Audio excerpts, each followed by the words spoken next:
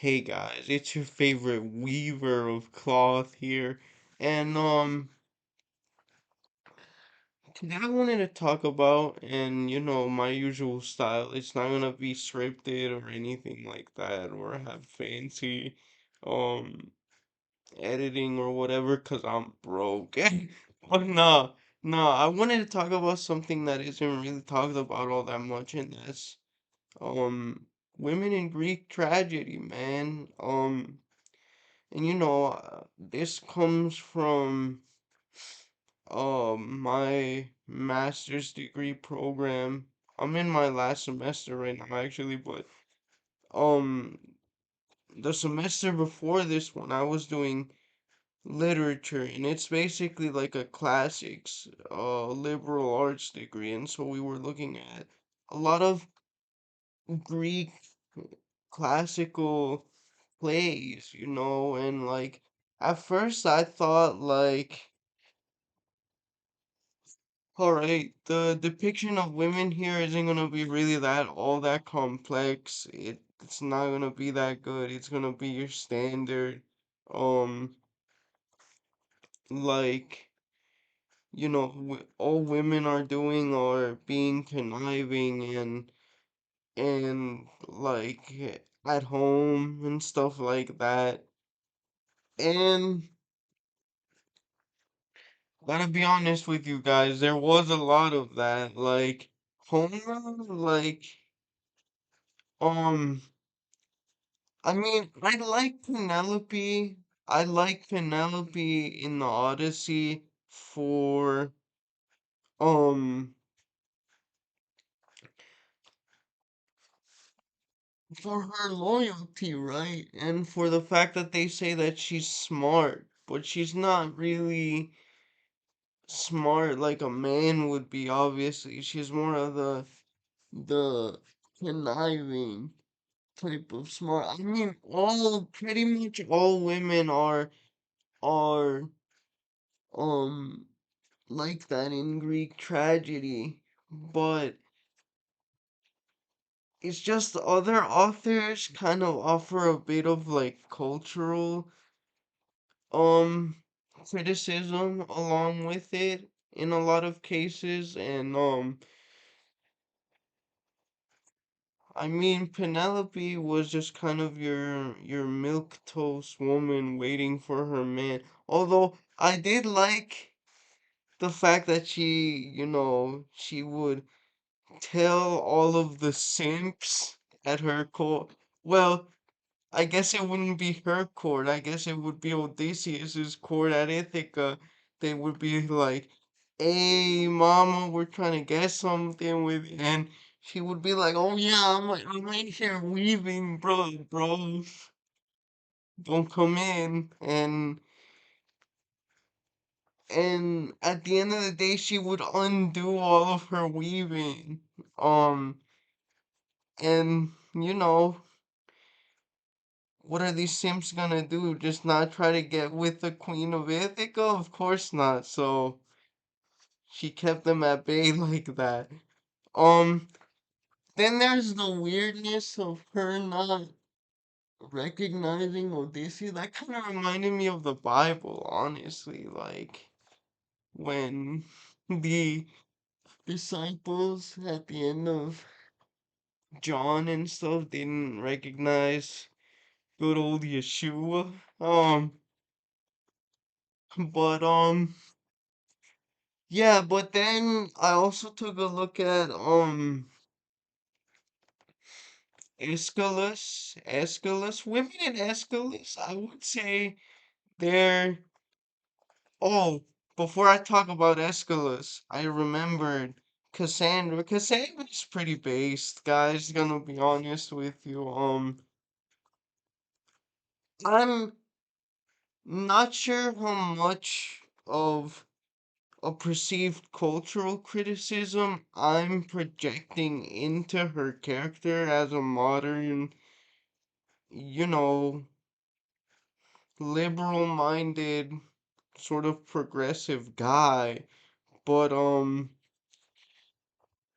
I felt like Cassandra obviously dealt with the fact that men don't listen to women a lot of the time, including me,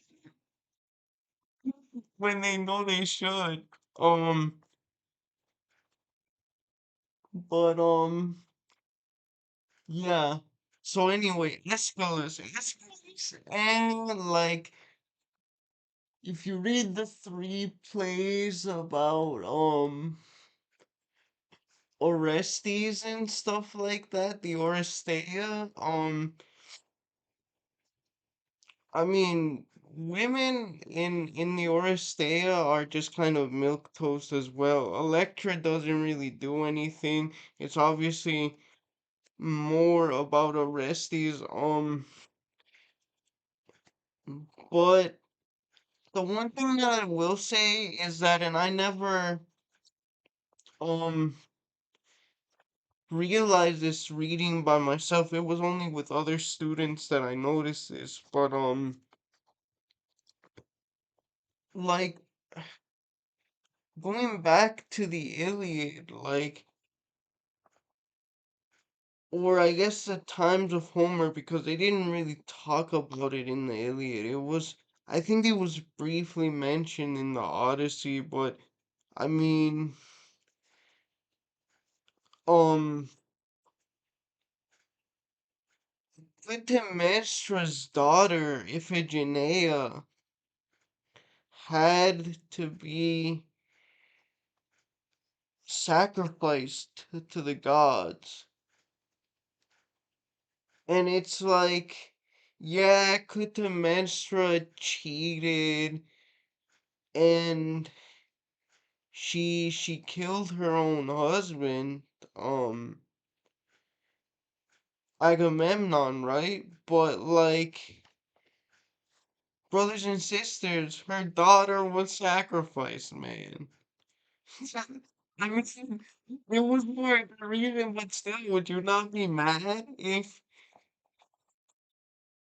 that happened to your daughter? Obviously, if your husband did that, even if it was from the gods, and we all know the gods are cool, that was like they're literally a deus ex machina. Um, but yeah, I mean, um, so it's kind of understandable there, right? But her character isn't that complex. She's kind of just a shrew. Um, Athena too, man. Athena, man. And because in the last play of the Oresteia, they're at Athens having the trial, and um, Apollo is like, well, you came from a man, like your head literally sprout. Because at first Athena is like, or yeah, no, no, no, no. It was the defense. The defense is like, well, I mean, we shouldn't pardon Orestes because that's his mom, bro. And every person comes from a mom. And Apollo is like, well, you didn't remember. You sprouted from the head of Zeus. And when she has to cast the deciding vote, she does it in favor of Orestes, and that's the reason why, well, I mean, I have to defer to the man. Um, Sophocles and all the Oedipus plays, same, basically. Um, it's just women serving the men in their lives and being loyal. Loyal to the end, I'll admit that. Um, like loyal unto death, but still it's not anything that you would consider out of the ordinary for women in Greek tragedy.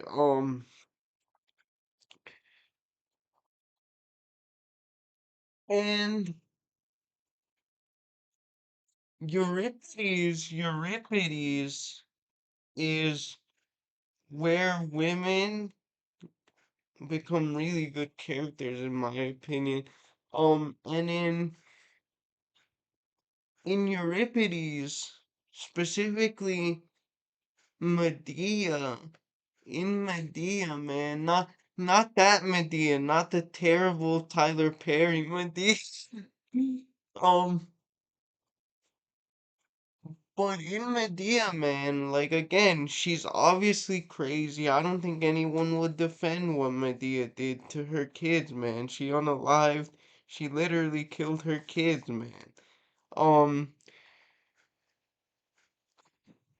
and but like at the same time, like, and they even say it in the play, her husband, I forget his name, but she tries to manipulate her. He tries to turn it around and be like, "Oh, well, actually, I remarried a normal woman for you, my man. Um, and for our kids, so that they could have a man." She's like, "Heck out of here with that BS, bro." And um, even his servants tell him like, "Bro, you're blaming it all on my Dia. I don't think that's right." I agree. And even Dia at one point sort of makes this social commentary where she's like, guys, you force us into marriages that we don't like, and then you expect us to be subservient. What kind of life is that? She said, and I'm like, wow, this is from like what? Like 400s, 500s BCE. It's not like man didn't know what they were doing. Medea was literally written by a man. It's kind of remind me of the wife of Bath, cause the wife of Bath, in Chaucer was a similar character.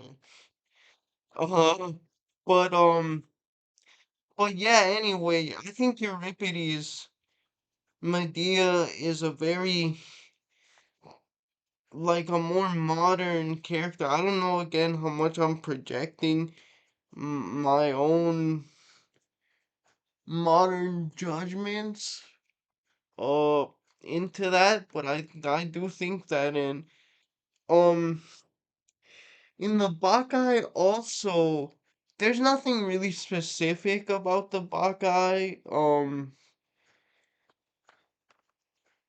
The only thing is that most of the adherents of the Dionysian cult in the Bacchae are people discarded by society.